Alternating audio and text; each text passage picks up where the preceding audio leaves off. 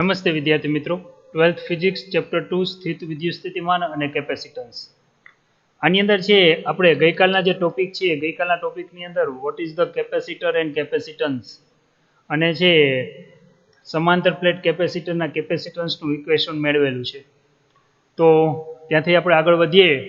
બરાબર, આજે લગભગ છે થિયરીમાં કેપેસિટરનું શ્રેણી સમાંતર જોડાણ અને એને અનુલક્ષીને છે આપણે આજે દાખલા ગણવાના છે.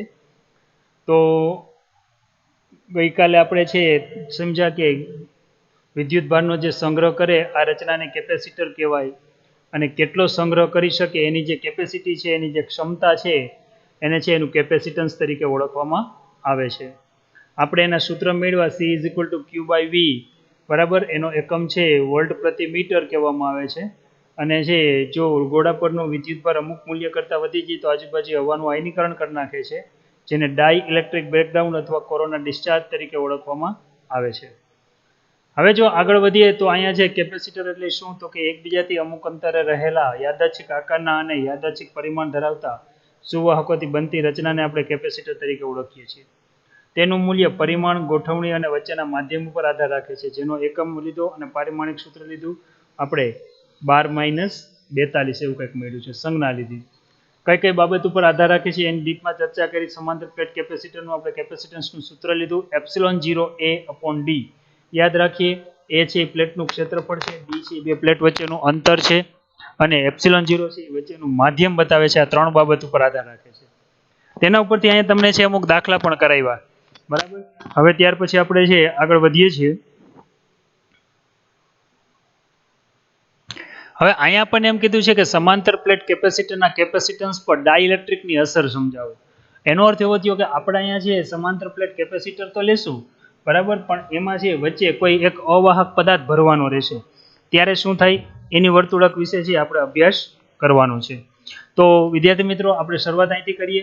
બરાબર, આ ફિગર છે એ ટેક્સ્ટ બુકમાં નથી એટલે તમે છે પછી આનો સ્ક્રીનશોટ વ્યવસ્થિત લઈ લેજો. અહીંયા છે કોઈ એક સમાંતર પ્લેટ છે. બરાબર, આ રીતે. હવે આ જે સમાંતર પ્લેટ છે જેનું આડછેદનું ક્ષેત્રફળ કેપિટલ A જેટલું છે. બરાબર, બે પ્લેટ દેખાય છે. એક પ્લેટ ઉપર ધન વિદ્યુતભાર છે +Q જેટલો, બીજી પ્લેટ ઉપર ઋણ વિદ્યુતભાર છે જે -Q તરીકે ઓળખીએ છીએ. બે પ્લેટ વચ્ચેનું જે ડિસ્ટન્સ છે એનો હું અહીં સ્મોલ d સાઇન વડે દર્શાવું છું કે બે પ્લેટ વચ્ચેનું અંતર સ્મોલ d છે. પ્લેટનું આડછેદનું ક્ષેત્રફળ છે કે જેને હું કેપિટલ A તરીકે લઉં છું. બરાબર છે, તો આ રીતે આપણે એને દર્શાવીએ. બે પ્લેટ વચ્ચે અત્યારે હવાનું માધ્યમ છે, એનો અર્થ એવો થયો કે બે પ્લેટ વચ્ચે અત્યારે છે શૂન્ય અવકાશ, હવા ભરેલી છે, એટલે શૂન્ય અવકાશની પરમિટિવિટી ε0A તરીકે આપણે લઈ શકીએ છીએ. તમને ખબર છે અહીંયા પ્લસ થી માઇનસ તરફનું વિદ્યુત ક્ષેત્ર રચાશે, વળી પ્લેટ પરની પૃષ્ઠ ઘનતા સિગ્મા જેટલી છે. તો આપણે લખીએ કે જ્યારે બે પ્લેટ વચ્ચે હવાનું માધ્યમ હોય ત્યારે, બે પ્લેટ વચ્ચે હવાનું માધ્યમ હોય ત્યારે જો એનું વિદ્યુત ક્ષેત્ર હું લઉં, વિદ્યુત ક્ષેત્ર જેને હું કેપિટલ E0 વડે દર્શાવું, તો વિદ્યુત ક્ષેત્રનું ગઈકાલે સૂત્ર તાર્યું હતું. બે પ્લેટ વચ્ચે વિદ્યુત ક્ષેત્રનું સૂત્ર થશે σ/ε0, આવું કંઈક થાય છે. હવે અહીંયા હવાનું માધ્યમ જ છે, તો આ બે પ્લેટ વચ્ચે છે વિદ્યુત સ્થિતિમાનનો તફાવત શું હશે, ધારી લઉં કે V0 જેટલો છે. બરાબર, તો આના પરથી આગળ વધીએ કે વિદ્યુત સ્થિતિમાન, છોકરાઓ એને 0 સાઇન વડે દર્શાવીએ છીએ એટલે કે V0. તો વિદ્યુત સ્થિતિમાનનું પણ આપણે સૂત્ર આવડે છે કે વિદ્યુત ક્ષેત્ર ગુણ્યા બે પ્લેટ વચ્ચેનું અંતર કે જેને કહીએ સમીકરણ નંબર 2, આવું વડે દર્શાવીએ. સાથે સાથે હું એમ કહું કે આ બે પ્લેટ વચ્ચે હવાનું માધ્યમ છે ત્યારે બે પ્લેટ વચ્ચેનું કેપેસિટન્સ કેટલું હશે. કેપેસિટન્સને હું અહીં C0 નામ આપી દઉં. તો આગળ લખીએ કે બે પ્લેટ વચ્ચેનું કેપેસિટન્સ જેને હું C0 નામ આપું છું. પ્લેટ પરનો વિદ્યુતભાર તો Q જેટલો છે જ, બે પ્લેટ વચ્ચેનું વિદ્યુત સ્થિતિમાન V0 જેટલું છે. એટલે આ સમીકરણને અહીં આપણે આ રીતે દર્શાવી દઈએ છીએ કે સમીકરણ નંબર 3 મેં આ રીતે આપ્યું છે. આમાં મારે જો થોડુંક સાદુરૂપ આપવું હોય તો હું અહીં સાદુરૂપ આપી શકું એમ છું. કઈ રીતે? કારણ કે મને ખબર છે કે પૃષ્ઠ ઘનતા લઉં તો પૃષ્ઠ ઘનતા સિગ્મા બરાબર છે ક્યુ બાય એ આવું સૂત્ર થાય. ધેન અહીંયા છે ક્યુ ઇઝ ઇક્વલ ટુ શું આવે તો કે છે સિગ્મા ઇન્ટુ એ આવે. આને હું સમીકરણ નંબર 4 આપી દઉં છું. બરાબર. તો સમીકરણ નંબર 3 ને કઈ રીતે લખાય? સમીકરણ નંબર 3 અને 4 પરથી. 3 અને 4 પરથી જો હું એમાં કિંમત મૂકું તો અહીંયા છે C0 દેખાય. બરાબર. ત્યાં છે આપણે અહીંયા લખવું પડશે કે Q બરાબર થશે સિગ્મા ઇન્ટુ એ અપોન શું આવે તો કે એપ્સિલોન 0. આ આપણા માટે થશે સમીકરણ નંબર 5. આવું કંઈક થાય. વળી V0 ની કિંમત પણ મારી આગળ છે. જો હું V0 ની કિંમત આગળ લઈ જાઉં બરાબર તો અહીંયા આવશે C0 બરાબર. અહીંયા આપણે જોયું કે સિગ્મા ઇન્ટુ એ અપોન V0 છે તો અહીંયા આવશે સિગ્મા ઇન્ટુ એ અપોન V0 એટલે મેં સમીકરણ નંબર 2 માં લીધું છે E0 ઇન્ટુ ડી. તો અહીંયા છેદમાં મૂકવાનું E0 ઇન્ટુ ડી. અહીંયા લખીએ સમીકરણ નંબર 2 પરથી. આ રીતે આપણે આગળ વધીએ છીએ.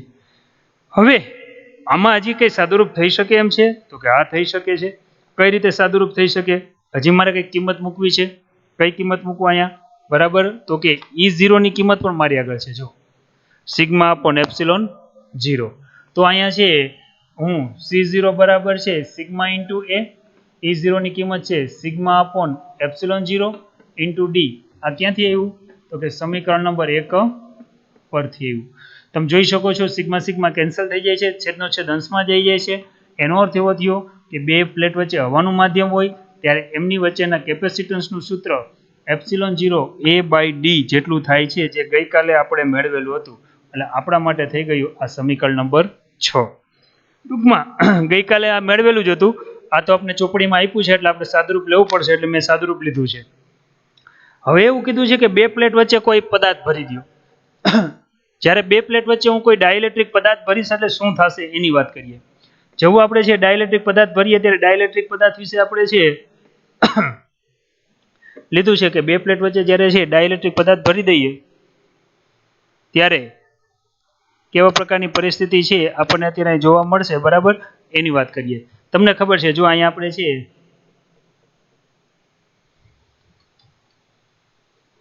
બે પ્લેટ વચ્ચે જ્યારે ડાઇલેક્ટ્રિક પદાર્થ ભરેલો હતો ત્યારે એના દરેક પરમાણુ ઉપર બળ લાગે છે અને એ ક્ષેત્રને સમાંતર ગોઠવે છે. આ આકૃતિ તમે જોઈ શકો છો. પ્લસ માઇનસ છે, પ્લસ છેડા તરફ માઇનસ ને માઇનસ છેડા તરફ પ્લસ, એટલે કે એનું પોલરાઇઝેશન થાય છે જેને આપણે ધ્રુવીભવન કહીએ છીએ. તો ધ્રુવીભવનની સ્થિતિ આપણને જોવા મળે છે. તો અહીંયા આપણે શું કરશું તો કે બે પ્લેટ વચ્ચે જ્યારે ડાઇલેક્ટ્રિક ભરી દઈએ છીએ આપણે અહીંયા. બરાબર. જો અહીંયા વચ્ચે ડાઇલેક્ટ્રિક ભરી દેશું. જો ડાઇલેક્ટ્રિક ભરશું એટલે કે આના છે આ ડાઇલેક્ટ્રિકના અણુઓ પર ડાયપોલ મોમેન્ટ પ્રેરિત થશે. માઇનસ આ બાજુ ગોઠવાશે, પ્લસ આ બાજુ. Same condition minus plus. તો હવે આ રીતે છે અંદર રહેલા ડાઇલેક્ટ્રિક પદાર્થ જે વચ્ચે પદાર્થ ભરી દો છો એ બધા છે એ ક્ષેત્રને સમાંતર ગોઠવાતા જશે. એટલે એક બાજુ minus plus minus plus minus plus આ રીતે ગોઠવાશે. ટૂંકમાં કહેવાય એ રીતે કે ધન પ્લેસ પાસે ઋણ વિદ્યુત સ્થિતિમાન સપાય છે. આ પોલરાઇઝેશનને કારણે છે. તેથી આ જે છે આની જે પૃષ્ઠ ઘનતા છે ને હું સિગ્મા પી વડે દર્શાવું. પોલરાઇઝેશનની આની જે પૃષ્ઠ ઘનતા છે એને આપણે સિગ્મા પી સાઇન વડે દર્શાવીએ છીએ. ખાસ યાદ રાખજો. તો અહીંયા પણ કેવું થશે તો કે એક બાજુ ધન વિદ્યુત ભાર, આ તો બે એકબીજાની અસર નાબૂદ કરે છે.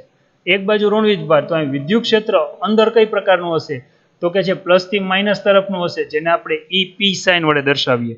તો આપણે લખીએ કે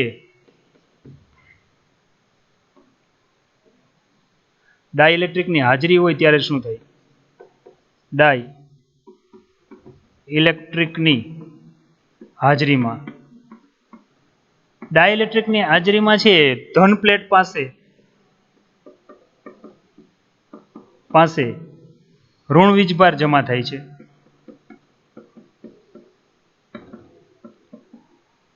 અને જે ઋણ પ્લેટ હતી ત્યાં છે ધન વિદ્યુત ભાર જમા થાય છે.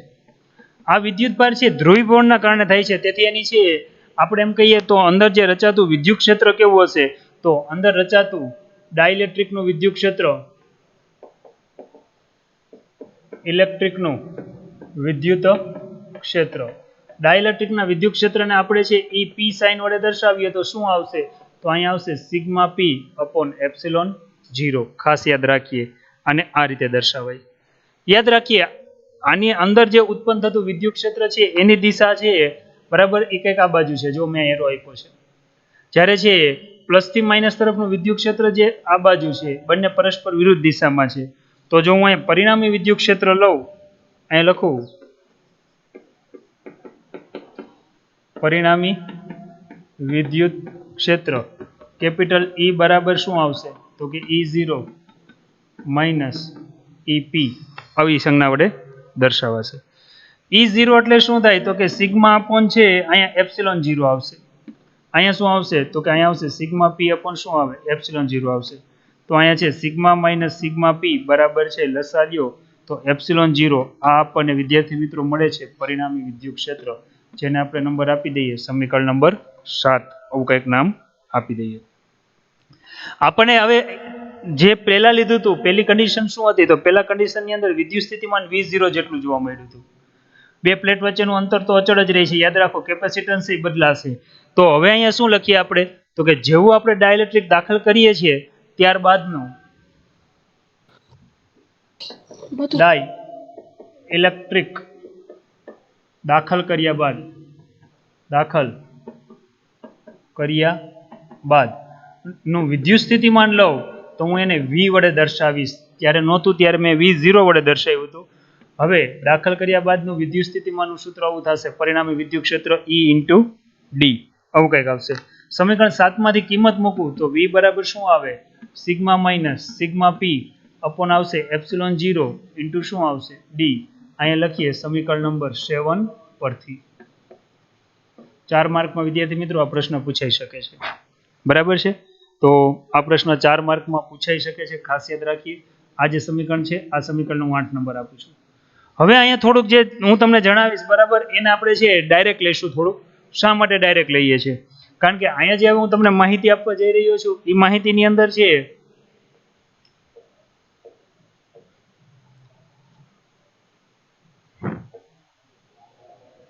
એ જે માહિતી આપવા જઈ રહ્યો છું મારે અહીંયા સ્લાઇડ ખૂટી રહી છે એટલે મારે સ્લાઇડનો કંઈક બીજી રીતે ઉપયોગ કરવો પડશે ચાલો હું અહીંયા ઉપયોગ કરું છું બરાબર ખાસ તો અહીંયા અંતિમ સ્લાઇડ છે યાદ રાખજો બરાબર તો અહીંયા શું છે તો કે રેખીય ડાઇલેક્ટ્રિકની વ્યાખ્યા આપણે ભણાવી હતી કે જેમ જેમ વચ્ચેનું વિદ્યુત ક્ષેત્ર પ્રબળ હોય એમ પોલરાઇઝેશન તીવ્રતા એના સમપ્રમાણમાં હોય છે એટલે અહીંયા એક સૂત્ર આપણને આપેલું છે કે sigma minus sigma P is equal two છે તમે સિગ્મા બાય K લખી શકો K એટલે ડાઇલેક્ટ્રિક અચળાંક આ સૂત્ર આપણે જસ્ટ ફોર જાણ માટે છે આની સાબિતી આખી અલગ છે આપણે સીધું સ્વીકારશું અત્યારે કે સિગ્મા માઇનસ સિગ્મા P એનો અર્થ એવો થયો કે જે પૃષ્ઠ ઘનતા છે એ ડાઇલેક્ટ્રિક પરિણામી જે પૃષ્ઠ ઘનતા મળશે એ ડાઇલેક્ટ્રિક છે એના છઠ્ઠા ભાગની થશે જો આ પ્રકારે હોય તો અહીંયા સમીકરણ 8 માં તમે કિંમત મૂકો સમીકરણ 8 માં કિંમત મૂક્યાની બરાબર તો આ કિંમત આપણને કંઈક આવી રીતે મળશે V is equal to sigma minus sigma P છે ત્યાં એપ્સિલોન આવશે છેદમાં K આવશે અને ઓલરેડી તમે આ સૂત્ર તો જોવો જ છો જો 8 નંબરનું સૂત્ર કંઈક આ હતું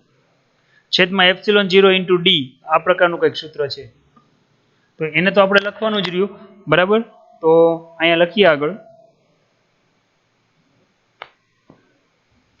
બરાબર છેદમાં છે આપણને ખબર છે કે K આવશે અહીંયા એપ્સિલોન 0 આવશે અને ઇન્ટુ D ને ઉપર લઈ જાઓ એટલે આવું કંઈક સમીકરણ મળે છે આ સમીકરણ છે આ સમીકરણનો હું 9 નંબર આપી દઉં છું યાદ રાખીએ છોકરાઓ જેવો ડાઇલેક્ટ્રિક વચ્ચે આની અંદર દાખલ કરીએ તો પહેલા તો કેપેસિટન્સ C0 હતું હવે કંઈક કેપેસિટન્સ એ બદલાશે તો આપણે એમ લખીએ હવે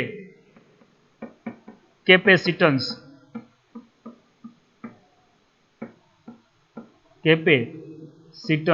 બરાબર તો અહીંયા હું C લઉં C નું સૂત્ર શું થાય તો કે Q બાય V આવું સૂત્ર આવે Q એટલે શું આવશે તો કે આપણને ખબર છે Q બાય V આવું કંઈક સૂત્ર આવે છે કિંમત મૂકીએ સાદુરૂપ આપીએ શું મળે છે એની વાત કરીએ બરાબર C એટલે આપણને સૂત્ર ઓલરેડી જો આ મળી જ ગયું છે Q બાય V0 મળ્યું હતું બરાબર એના ઉપરથી હું આગળ વધું છું બરાબર અને અહીં કિંમત મૂકું છું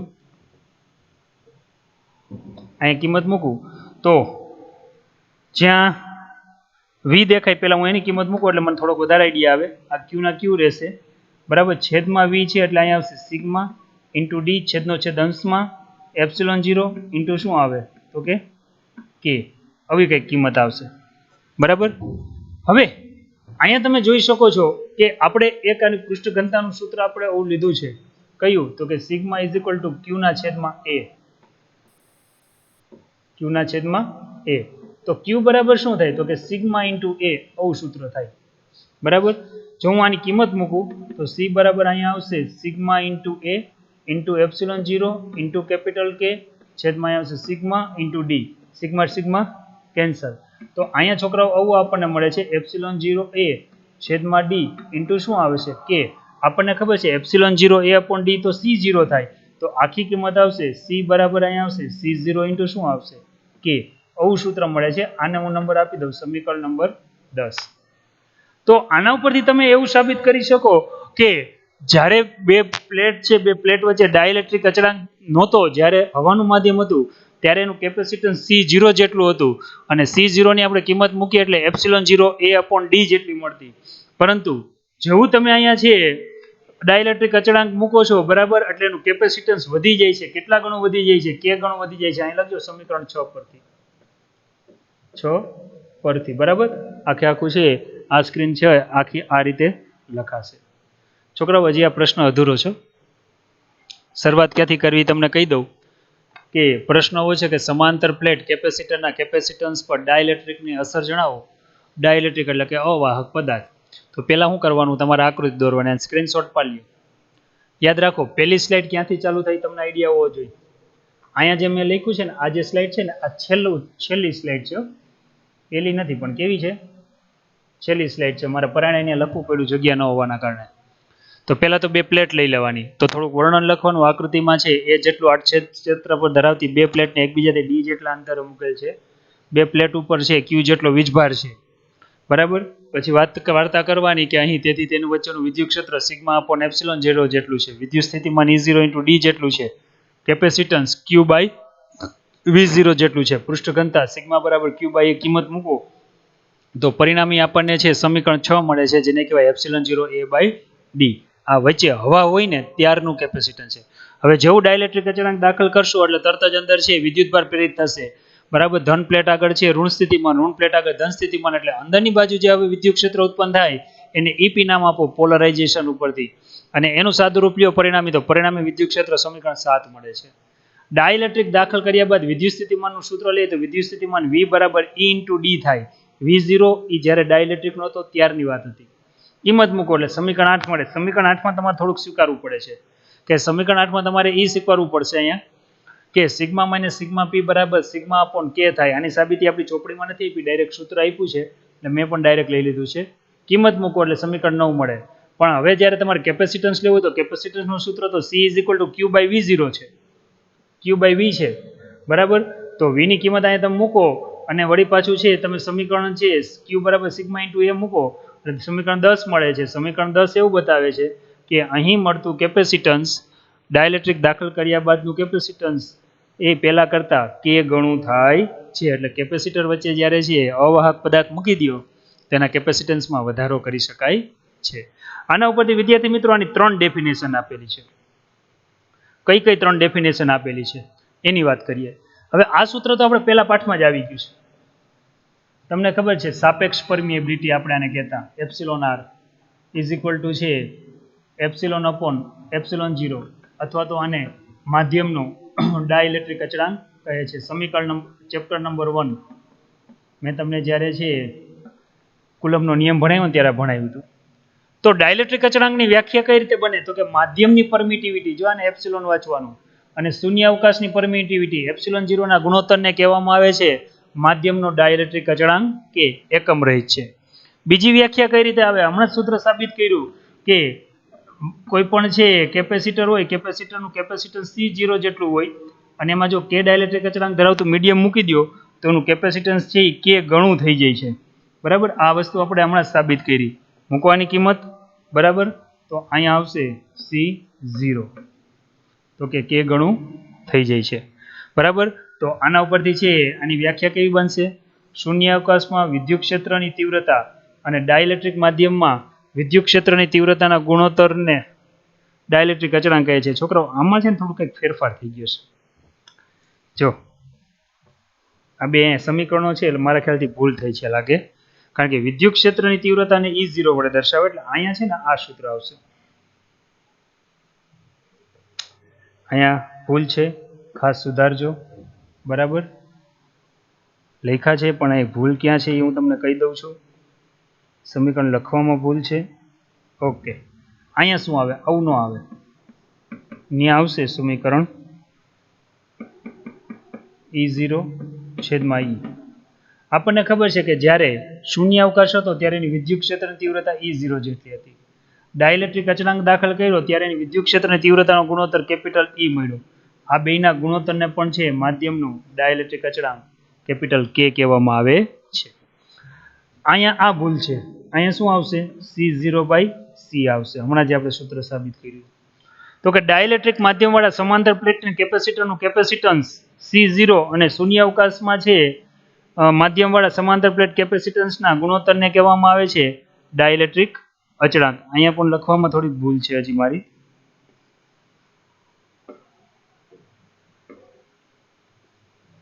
આપણું સૂત્ર આ હતું C=C0 × K. બરાબર. તો એનો અર્થ એવો થયો હું K ને સૂત્રનો કરતા બનાવું તો મારે અહીં લખવું પડે C/C0. યાદ રાખીએ. બરાબર. આ સમીકરણ ઉપરથી છે માધ્યમના ડાયલેક્ટ્રિક અચળાંકની ટોટલ 3 વ્યાખ્યા આવે છે. પહેલી વ્યાખ્યા ε0/ε, બીજી વ્યાખ્યા E0/E અને ત્રીજી વ્યાખ્યા C/C0. તો વિદ્યાર્થી મિત્રો, આપણે જે છે દર્પણ છે એની અંદર આ જે પ્રશ્નોનો ક્રમ છે એ 47 છે, જે તમારે પાકો કરીને લખવાનો છે. એકદમ સહેલો પ્રશ્ન છે. બરાબર. સ્ક્રીનશોટ લેતા જાજો. અહીંયા સ્લાઇડ 1 યાદ રાખીએ. આ જે સ્લાઇડ છે એ સ્લાઇડ છેલ્લી સ્લાઇડ છે. સર બોલો. વિદ્યાર્થી મિત્રો, નેક્સ્ટ ટોપિક આપણો છે કે કેપેસિટરને કેટલી રીતે જોડી શકાય. ઘણી બધી રીતે. કઈ કઈ રીતે? તો કે શ્રેણીમાં જોડાય, સમાંતરમાં જોડાય, મિશ્રમાં જોડાય. પણ આપણી ચોપડીમાં જે કેપેસિટરના સંયોજનની ટોટલ 2 રીત આપી છે. કઈ કઈ? એક તો series connection and second parallel connection. Series connection છે જેને શ્રેણી જોડાણ કહેવાય, જેની અંદર છે એક કરતાં વધુ કેપેસિટરોને તમે જોવો છો આકૃતિમાં આ રીતે બતાવ્યા હોય છે. તમને ખબર છે આ જે રચના છે એ કેપેસિટરની સંજ્ઞા છે. આ રીતે જોડાયેલા હોય. સમાંતર હોય તો એને છે એકબીજા કેપેસિટરને છે કંઈક આ રીતે છે જોડાયેલા હોય છે. તો આવા શ્રેણી અને સમાંતર જોડાણનું આપણે સૂત્ર તારવવું છે. તો એના માટે લઈએ પહેલો જ પ્રશ્ન કે કેપેસિટરનું શ્રેણી જોડાણ કોને કહેવાય. જુદા જુદા કેપેસિટન્સ વાળા પહેલા 2 કેપેસિટર લેશું, પછી આપણે n જેટલા લેશું. એનું સમતુલ્ય કેપેસિટન્સનું સૂત્ર તારવો. દરેક વિદ્યાર્થી મિત્રોને ખાસ વિનંતી, હું જે શબ્દરૂપ આપું છું એ ચોપડી કરતાં કાંઈક અલગ હશે પણ તમને મજા આવશે. તો તમે જે બોર્ડ પર જે શબ્દરૂપ આપો છો એને ફોલો કરજો એટલે ઝડપથી સમજાય. જો 2 કેપેસિટરનું કીધું છે તો હું અહીં 2 કેપેસિટર લઉં છું, 1 અને 2. બરાબર. યાદ રાખો અહીંયા 2 પ્લેટ છે. બરાબર. એક પહેલું જે કેપેસિટર છે એનું કેપેસિટન્સ C1 જેટલું છે, બીજું જે કેપેસિટર છે એનું કેપેસિટન્સ છે એ આપણે વિચારી લઈએ C2 જેટલું છે. હવે શું કરું તો કે આ બંને વચ્ચે છે V જેટલા વોલ્ટેજ વાળી બેટરી જોડું છું. જો વોલ્ટેજની સાઇન જોવો કેવી છે, V. આ ધન છેડો છે, આ માઇનસ છેડો છે. જેવું અહીંયા બેટરી જોડીશ એટલે શું થશે તો કે તમને ખબર છે કે પ્લેટ ઉપર 2 વીજભાર હોય, પ્લસ હોય માઇનસ હોય, પ્લસ હોય માઇનસ હોય. હવે મેં અહીંયા ધન છેડો જોડ્યો છે. જો સમજો ફિઝિક્સ. એટલે તરત જ આ બધા ઇલેક્ટ્રોન મળશે અહીંથી આમ દોડવા નીચે. જેવો ઇલેક્ટ્રોન અહીંથી વયો જશે એટલે ધન વીજભાર ખુલ્લો થશે. અહીંયા ધન વીજભાર ખુલ્લો થાય, અહીંયા ધન વીજભાર ખુલ્લો થાય. એનો અર્થ એવો થયો કે પ્લેટ એક બાજુ છે એ ધન છેડો થાય તો બીજો છેડો હંમેશા કેવો હોય? ઋણ. આ ઋણ હોય તો આ છેડો કેવો હોય? ધન હોય. તો આ છેડો કેવો હોય? ઋણ. આ રીતની આખી પ્રક્રિયા થશે. કેપેસિટર છે એ ચાર્જિંગ થતું જશે. બરાબર છે. તો આપણે છે પહેલા તો અહીંયા એમ કીધું છે કેપેસિટરનું શ્રેણી જોડાણ કોને કહેવાય. તો સિમ્પલ આકૃતિ દર્શાવી દેવાની કે કેપેસિટરનું શ્રેણી જોડાણ એટલે કે આકૃતિમાં દર્શાવ્યા મુજબ વ્યાખ્યા લખું છું. આકૃતિમાં દર્શાવ્યા મુજબના કેપેસિટરના જોડાણને કેપેસિટરનું શ્રેણી જોડાણ કહે છે. આ મેં દેશી પદ્ધતિમાં મારી વ્યાખ્યા આપી છે. આને વ્યાખ્યાન તમે આ રીતે આપી શકો. તમને ખબર છે કે ઇલેક્ટ્રોન ઉપરથી નીચે આમ ગતિ કરે છે. આમ બેટરીમાંથી ઉર્જા મેળવે વળી ગતિ કરીને બધા ઇલેક્ટ્રોન અહીંયા જમા થાય છે. એનો અર્થ એવો થયો કે અહીંયા વિદ્યુતભાર ગતિ કરે છે. બરાબર, જો વિદ્યુતભાર ગતિ કરે છે બરાબર, તો આને મારે દર્શાવવો છે વિદ્યુતભાર ગતિ કરે છે. તો હું એવું વિચારું કે અહીંયા વિદ્યુતભારને પસાર થવા માટે એક જ માર્ગ ઉપલબ્ધ છે. કયો? જો તમે અહીંથી છે પ્લસ છેડામાંથી બહાર નીકળે, માઇનસ છેડામાં દાખલ થાય. એનો અર્થ એવો થયો કે દરેક કેપેસિટર ઉપર વિદ્યુતભારનું મૂલ્ય એક સમાન હોય. આ યાદ રાખો, બે પ્લેટ વચ્ચે વિદ્યુત સ્થિતિમાન આનું V1 થશે. આનું જે કંઈ વિદ્યુત સ્થિતિમાન છે બરાબર, આ વિદ્યુત સ્થિતિમાનને હું શું કહી દઉં છું તો કે V2 જેટલું થશે. આ રીતે આને દર્શાવી શકું. બરાબર, તો આપણે છે કે કેપેસિટરના છે બધી વાર્તા આપણે લખી નાખી છે. એક કેપેસિટર ઉપર ધન વીજભાર, બીજે કેપેસિટર ઉપર ઋણ વીજભાર. તો હવે આકૃતિ પરથી હું આગળ વધું કે આમ આકૃતિ પરથી કુલ વિદ્યુત સ્થિતિમાન V જેટલું છે, જે કોના સરવાળા બરાબર છે તો કે V1 પ્લસ V2. આવું કંઈક છે. વર્ણન લખવાનું કે આકૃતિમાં તમને બે કેપેસિટર બતાવેલા છે. એકનું કેપેસિટર C1 જેટલું છે, બીજાનું કેપેસિટર C2 જેટલું છે. એ પહેલા કેપેસિટરનું વિદ્યુત સ્થિતિમાન V1 છે, બીજાનું V2 છે, જેનો સરવાળો V જેટલો થાય. બંનેને વહેવા માટે એક જ માર્ગ ઉપલબ્ધ હોવાથી બંને ઉપરનું વિદ્યુતભાર Q સમાન હોય છે. આવું તમારે વર્ણન લખવાનું રહેશે, જે તમારે નોટમાં જોઈને લખવાનું. હવે છોકરાઓ, કેપેસિટન્સનું સૂત્ર આવું છે, C = Q/V. બરાબર, ધેન V = શું થાય તો કે Q/C. તો ચાલો મૂકો કિંમત. તો કે અહીંયા V છે, V1 દેખાય ને અમારે શું લખવાનું તો કે V1 દેખાય ને વિદ્યુતભાર તો Q જેટલો છે, છેદમાં શું આવે C1. V2 દેખાય ત્યાં શું મૂકવાનું તો કે વિદ્યુતભાર તો Q જેટલો છે, અહીંયા શું આવશે C2. તો આ બંનેમાંથી કોમન શું નીકળશે? એનો અર્થ એવો થયો કે જ્યાં V1 દેખાય ત્યાં Q1 ના છેદમાં C આવશે, અને જ્યાં V2 દેખાય ત્યાં Q2 ના છેદમાં શું આવશે તો કે C. આ પ્રકારની આપણે રચના લઈ શકીએ.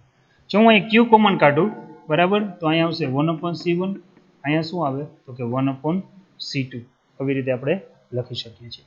છોકરાઓ, હજી વધારે સાદુરૂપ આપું, Q ને છેદમાં લઈ જાવ તો V ના છેદમાં Q બરાબર શું આવે 1/C1 વત્તા 1/C2.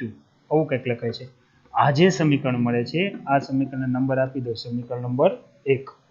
જો હવે છોકરાઓ, હું એવું વિચારી લઉં કે C1 અને C2 છે એનું સાથે એક સમતુલ્ય કેપેસિટન્સ હશે. એના માટેની જો હું અહીંયા અલગ આકૃતિ દોરું છું. ધારો કે સમતુલ્ય કેપેસિટન્સ C હોય તો, જો સમતુલ્ય કેપેસિટન્સ C હોય તો મારે આ જ આકૃતિ રિપીટ કરવાની, યાદ રાખો. પણ હવે બેની જગ્યાએ એક જ કેપેસિટર મૂકવાનું.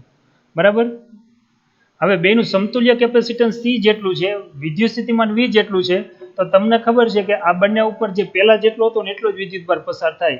પહેલા કેટલો આપણે પસાર કર્યો Q જેટલો, તો અહીંયા પણ આપણે જે વિદ્યુતભાર મૂકશું ને કેટલો મૂકશું Q જેટલો. તો સીધું જ આપણને આવડે છે સૂત્ર કે આમ સમતુલ્ય કેપેસિટન્સ સીધું શું મૂકીએ C = Q/V. આવું મૂકીએ છીએ. છોકરાઓ, આપણે છે આને ઉલટાવી નાખીએ તો 1/C બરાબર શું થાય તો કે V ના છેદમાં શું થાય Q થાય. આ જે સમીકરણ છે ને, આ સમીકરણને શું નંબર આપી દઈએ 2 નંબર આપી દઈએ. આવું કરવાથી તમને શું ફાયદો થયો? તમને એ ફાયદો થયો કે સમીકરણ 1 અને 2 ને તમે સરખાવો. 1 અને 2 ને આપણે સરખાવીએ. જો આપણે 1 અને 2 ને સરખાવીએ તો V ના છેદમાં Q બરાબર 1/C1 + 1/C2 પ્રકારનું સમીકરણ બને છે. તો અહીંયા પણ છે V ના છેદમાં Q છે, તો આપણને સમતુલ્ય કેપેસિટન્સનું સૂત્ર કંઈક આવું મળ્યું. યાદ રાખીએ, જે સમીકરણ 3 છે અને છે એ બે કેપેસિટરના છે શ્રેણી જોડાણનું સૂત્ર છે. જોડાણનું સૂત્ર છે. તો મારા ખ્યાલથી છે આ તમને યાદ રહી ગયું છે. તો જ્યારે બે કેપેસિટરોને આકૃતિમાં દર્શાવ્યા મુજબ મૂકેલા હોય ત્યારે એનું સમતુલ્ય કેપેસિટન્સ કેટલું થાય તો કે 1/C = 1/C1 + 1/C2 થાય.